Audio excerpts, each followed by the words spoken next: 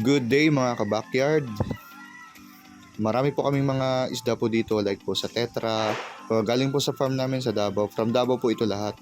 Ngayon, dinala po namin dito sa Barangay Katuparan, Taguig City po. Yan po ang mga isda po namin na Tetra.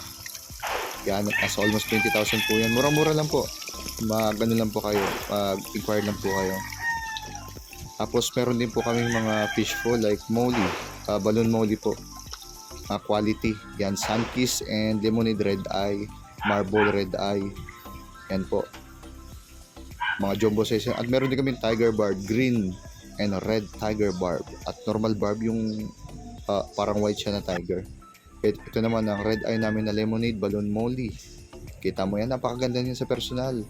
Lalo na pag nakita mo. Ito yung Sunkiss namin na jumbo size din. Ang size po niya nasa almost 20 peso coin kung size na nga pag-uusapan. At meron din kaming BKBM Black King Balloon Molly. Yan po. Nakaraan meron din kaming mga PKBM kaso na sold na po eh.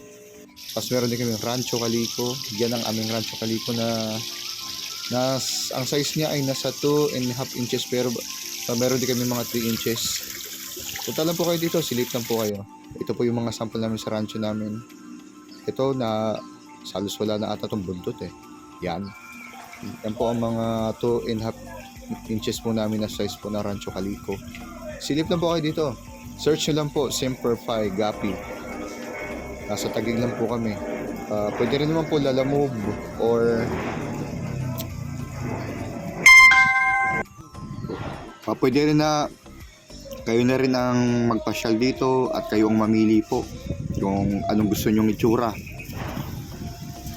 Yan, Tiger Barb yan, red. Ayan po yung mga ano po namin, mga isda po namin dito. Pasya lang kayo, mga kabakyard.